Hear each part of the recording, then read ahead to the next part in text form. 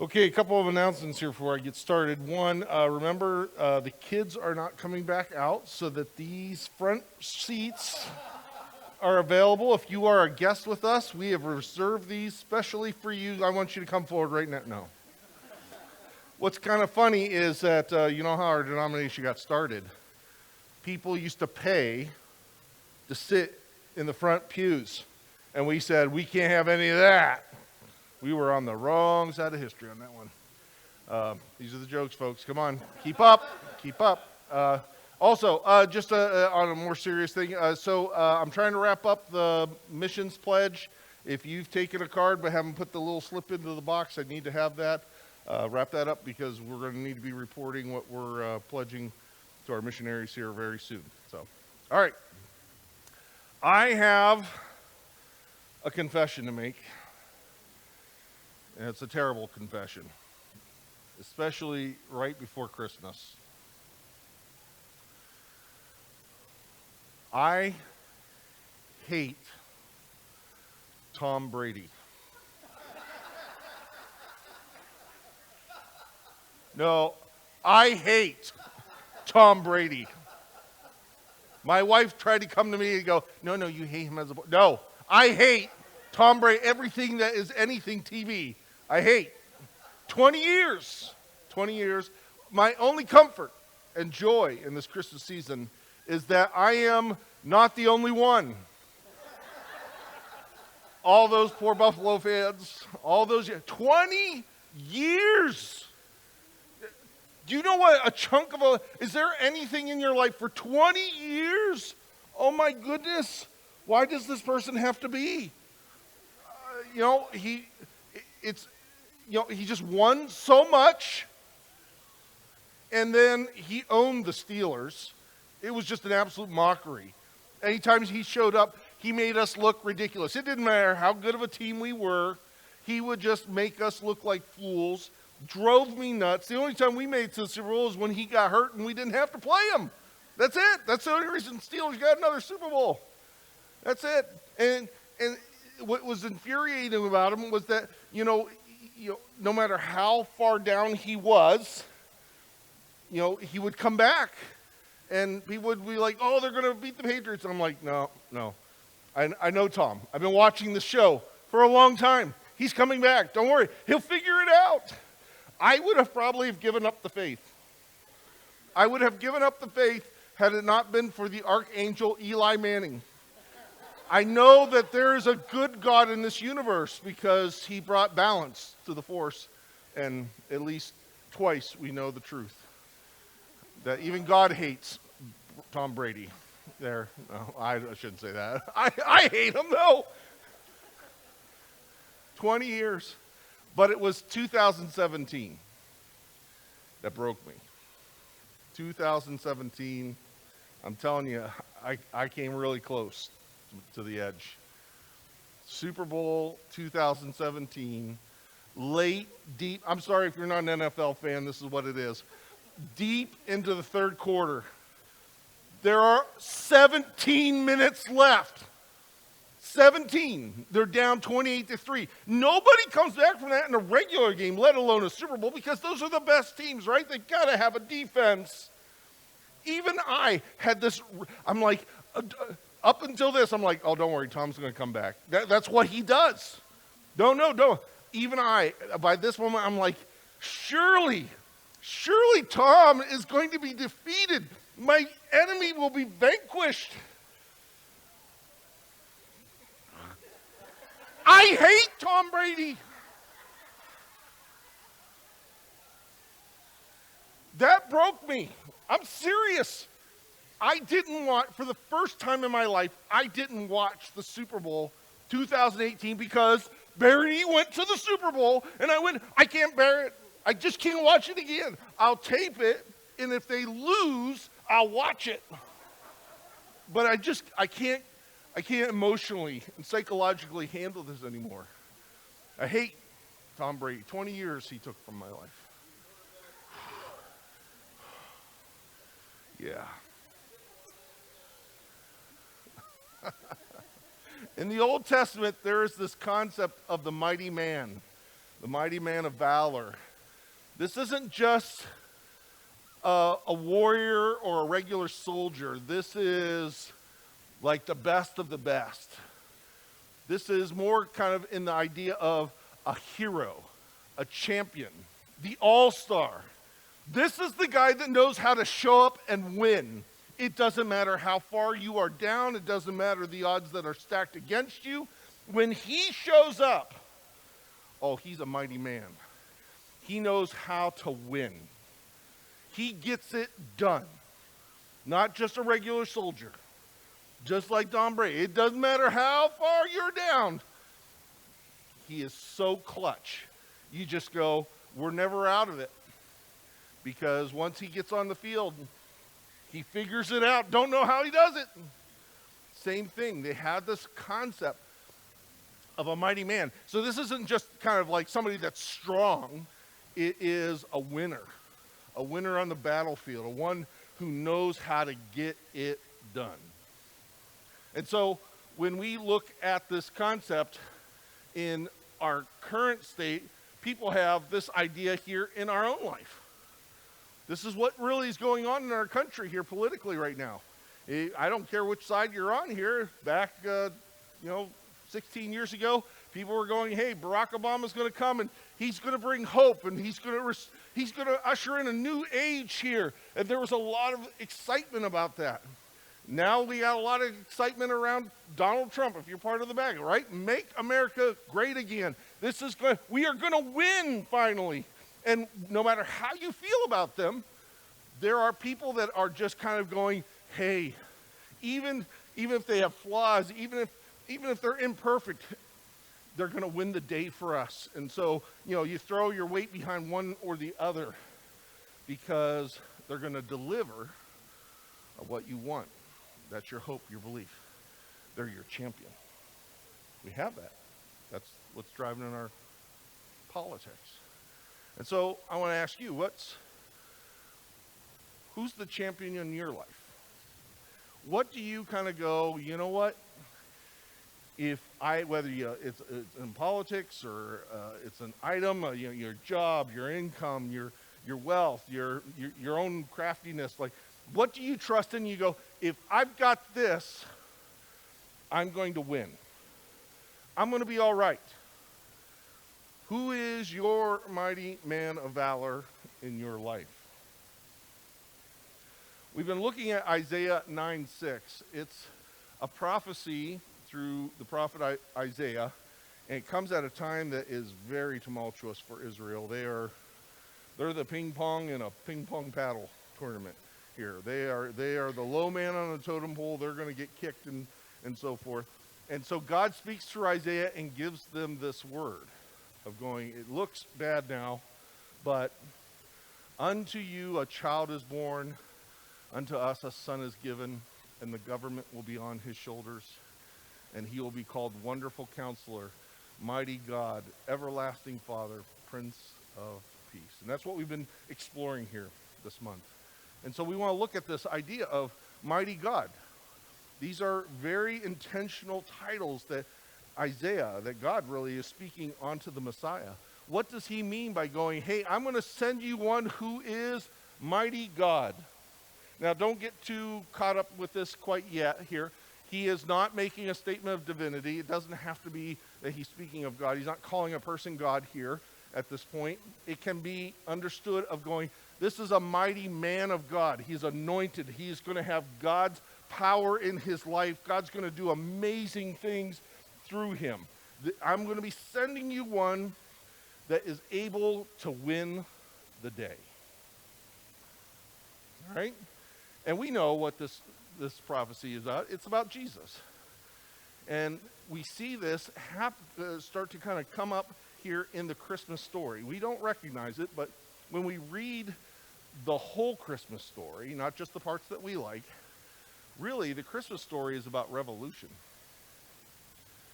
I know we like the shepherds, and we like the three wise men and the gifts, and we like the swaddling clothes, and we focus a lot of attention on there, and that's fine. That's part of it. But there are large sections of what the Christmas story is about is revolution. that God is sending one who is going to flip the order around. You are under it right now, but the mighty man of God is going to show up and he is going to turn the tide. He is going to flip the script. He is going to win the day. And things are going to change. Don't be mistaken. I'm not making this up. You need to go home and read the whole Christmas story. It's all throughout that. We don't have time to look into it. But understand, it's in there. Mary says it, Zechariah says it, a whole bunch of other folks refer to it. Now, we understand that this is about Jesus, and so let's kind of fast forward into his ministry and how he embraces and embodies this prophecy from Isaiah 700 years later. So a couple stories. We all know, if you've been part of church, you go, oh yeah, Jesus did miracles. He performed marvelous things. We could kind of just say that. But two stories kind of stand out above the others. Let me just hit these really quick. The first story is early in his ministry. He's mostly been doing teaching at this point. A little bit of healing here or there, somebody kind of asked, but that's not been the main thing he's doing. He's mostly been about teaching. He gets in a boat, he crosses the lake, he gets out, and there's this dude. This dude is nuts. He's crazy. He is wild. He's out of his mind. They go, he is possessed with demons. He's got multiple layers of issues in his life. He lives in the tombs. He can't even stand to be with people. He wails and cries. He hurts himself. If you kind of try and come and help him, he hurts you. They've tried to bind him with chains, and Mark actually writes, but he was too strong. He was too mighty to be contained. Now Jesus shows up, and he goes, I think it's time for a pastoral call. I need to butt my nose into somebody else's business. No! He just shows up. He gets out of the boat. This guy sees Jesus and makes a beeline for him. Runs right up to him. Like, I'm wondering if Jesus I'd be getting into fisticuffs. He runs up to Jesus and throws himself down and says, what do you want to do with us, Son of God? And Jesus deals with the man and casts out the demons into some pigs, and they go off and they do crazy stuff. It's a wild story. And Mark wraps the story up of going, and the man came to his senses, and he was sitting upright and dressed and of his order when the townspeople came out. Now, what do you think how did they react? This is amazing. We haven't seen a trick like this before. You know what they said? That's crazy. That's wild. Jesus, maybe you need to move on. Do you get that? They understood how powerful of a moment. We tried to chain this guy, and he was too powerful. You spoke words, and here he is sitting in his right mind. I'm just a little bit uncomfortable with that, of going, whoa, you're too much for us. And they asked Jesus to leave. Everyone in that story understood exactly how powerful Jesus was in that moment. Second story, just a little while later, he had started getting into his healing ministry, and he would be among the people, he'd touch people, he'd pray with people, he'd do all sorts of things. He had different techniques of how he did it. And then one day he got interrupted by a Greek lady, not somebody in Israel. She, I guess, was visiting for the holidays, and she had a sick daughter, had heard that Jesus was a healer, and said, will you heal my daughter? Now, they have a really kind of weird conversation that makes Jesus look rude. We don't have time to get into that. But he basically goes, look, I got to take care of my own people first. You're going to have to wait. Maybe next year, make an appointment. But she persists. And eventually, Jesus relents and says, okay, your faith is there. And he says, go home. Your daughter is well. This is astounding. He doesn't even have to go. He doesn't have to show up and do some type of fancy dance and jingle some bells and pray 7 times over and maybe anoint her or do any type of trickery stuff. He has the power and the authority to simply go, it's done. Go home and be well. It stands out as a stark moment of going, this person's different. this person is mighty, a mighty man of God. So 2 stories there. But I want you to understand that this is what Jesus even understood about his own ministry. These are his own words. This is how he describes what he's about. Watch this. When a strong man, a powerful man, fully armed, has NRA status, he's got lots of guns, he's got lots of ammo, he hunts deer every year. He knows how to handle himself, probably knows a little bit about knifing, and guards his house, his possessions are safe. You don't mess with that dude. You don't go near that house. You're going to get a whole lot of trouble. Watch what he does. But when someone stronger attacks and overpowers him, he takes away the armor in which the man trusted and divides up his possessions. Jesus is going, I'm the stronger man. The strong one is this world and its systems and its brokenness. It is the evil authorities of the air, the spiritual realm, the spiritual enemies that we have. They are the strong men. They are at work in this world. We can see the chaos. Jesus shows up and goes, I'm the mighty man of God. And I'm going to overpower you and I will take what you have. This is how he frames his ministry. Do you know what just happened here? Your wife just went to you, isn't this Christmas Sunday? Like, what happened to the Christmas story? This is the Christmas story, right? This is exactly what Isaiah prophesied of going, I am sending you one who is a mighty man of God. And Jesus went, I am that one. I am a powerful and I have authority and I have come to take back what is God's. And I will not be dissuaded. This is how he understands his own ministry. This is what Christmas is. All right, so you might go, all right, well, Team Jesus. All right, yep, he's got my vote. This is who I want. I recognize that God is powerful, Jesus is powerful, and I want him in my life. And, you know, he asks us to ask things of him. Hey, come and deliver this in my life, bring healing in my life. You know, fix these broken things, fix my broken relationships. I want your power in my life. And absolutely, God invites us to ask for these things. And we have seen clearly that Jesus has power and authority, and he cannot be resisted. He is the stronger one. He's the mighty man of God. Right? You know, it's never been about an election. It's about who is Jesus in your life. All right, great, good, right? We've got Isaiah 9:6. We've got Jesus. It brings us to one question, though. If he is this mighty man of God, why didn't he fix everything?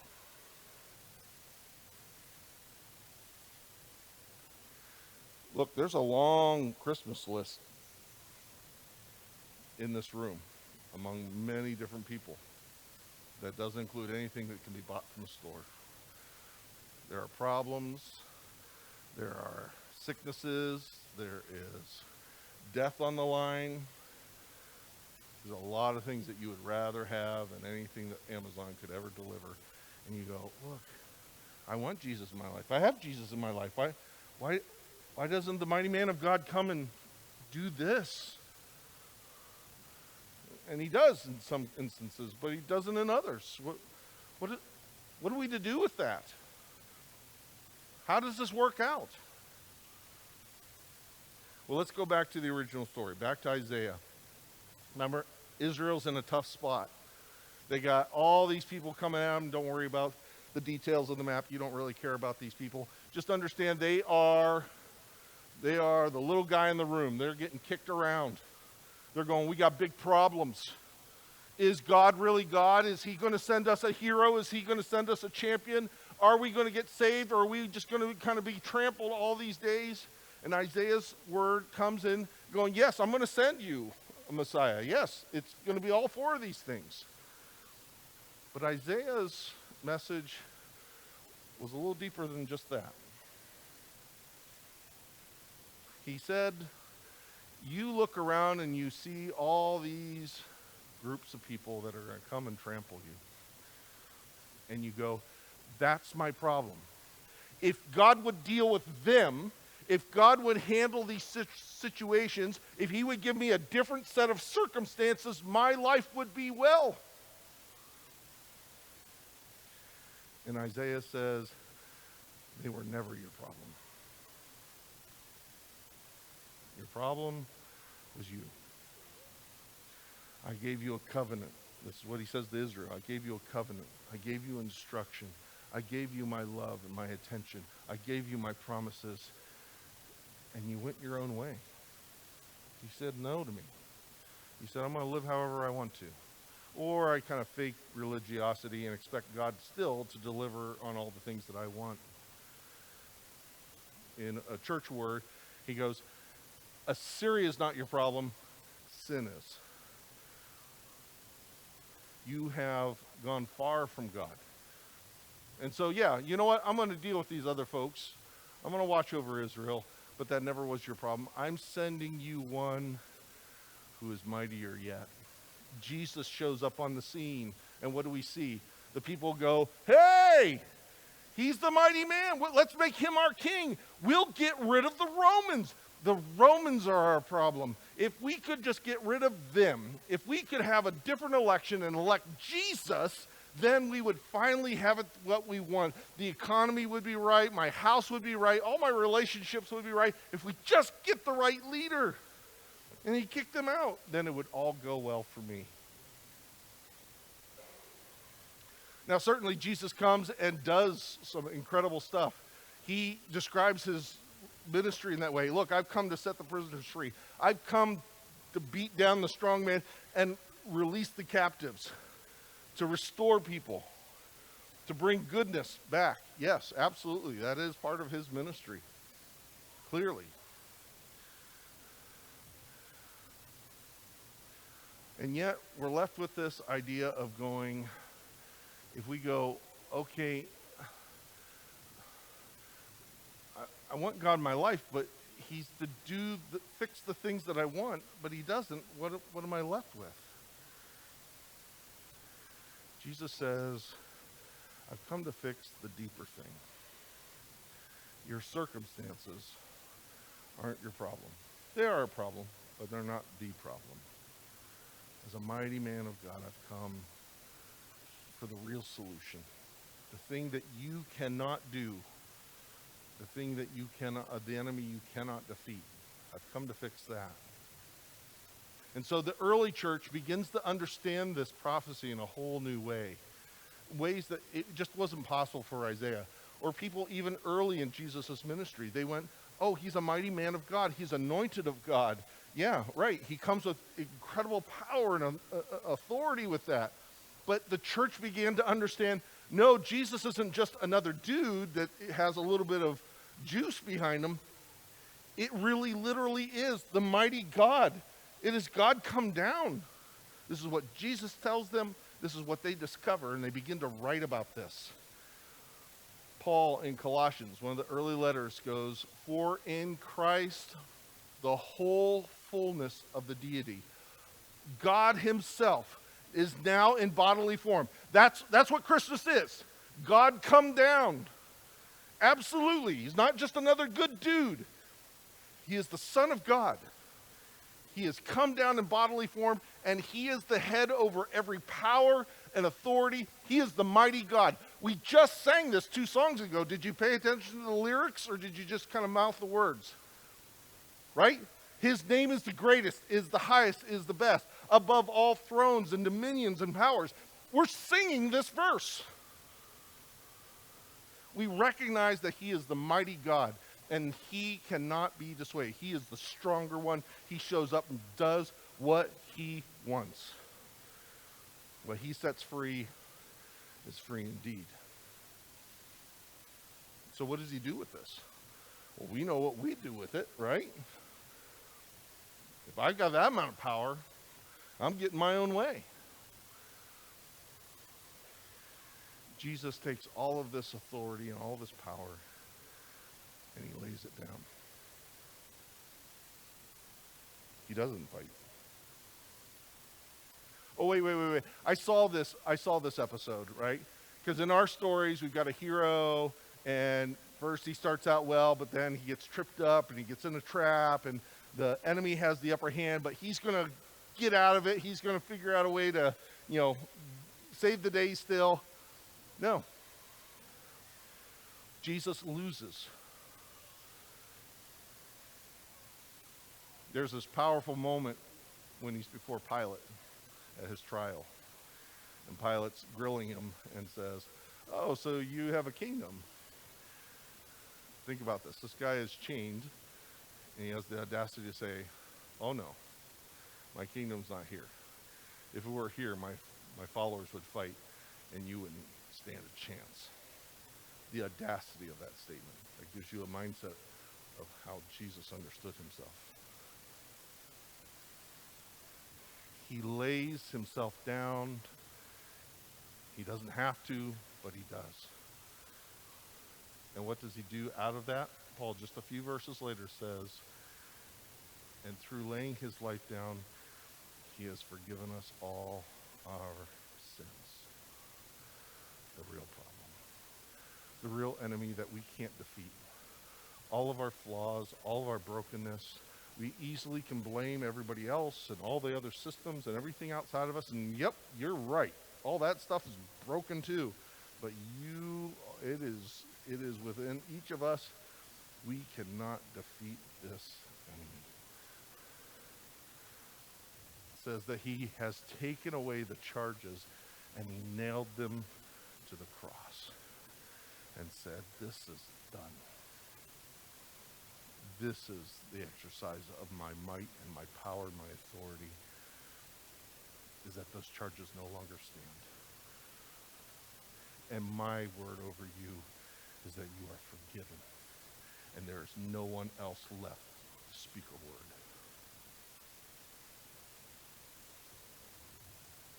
We're familiar with that language.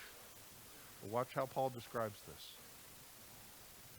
"And so Jesus, having disarmed the powers and the authorities, our enemies, our spiritual enemies, he made a public spectacle of them, and he triumphed over them by the cross."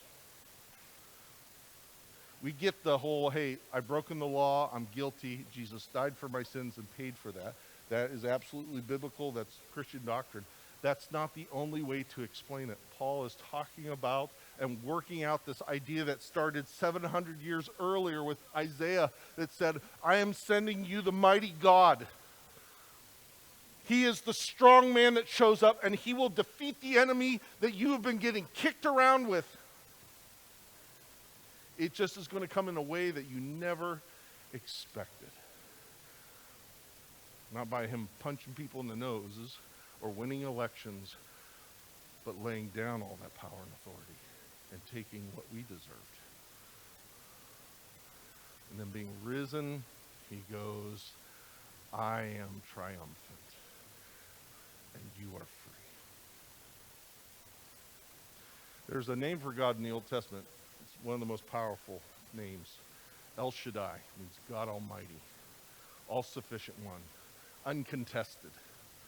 And there's a famous song written by one of my favorite artists, Michael Card. He wrote a song called El Shaddai. He talks about God's power. But in the second verse, he goes, "The people just couldn't understand that in all the stories of these amazing acts, all the miracles, the most awesome work God had ever done was in the frailty of his son. It wasn't splitting an ocean. It wasn't defeating an army. It wasn't even a healing. It was him laying down his power and authority to win you."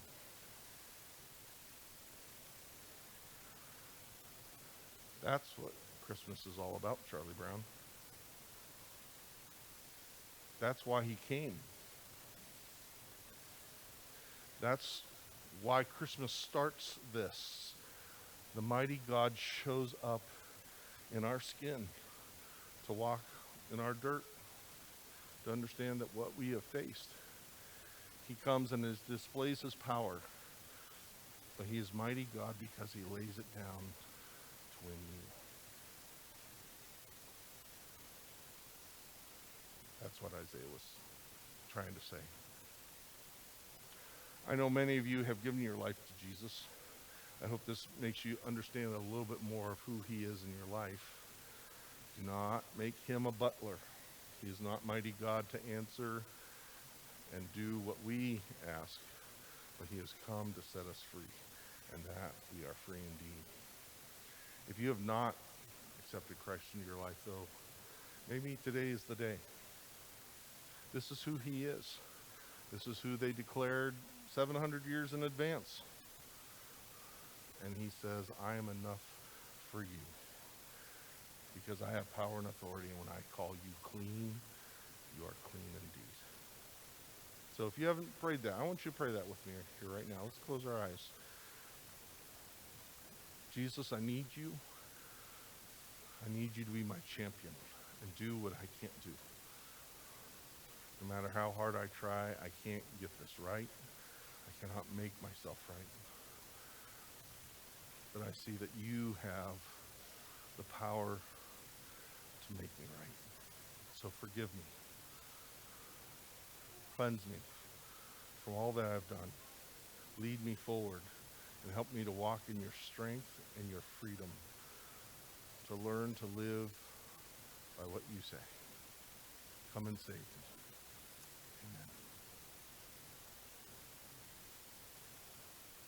Amen. Best Christmas ever.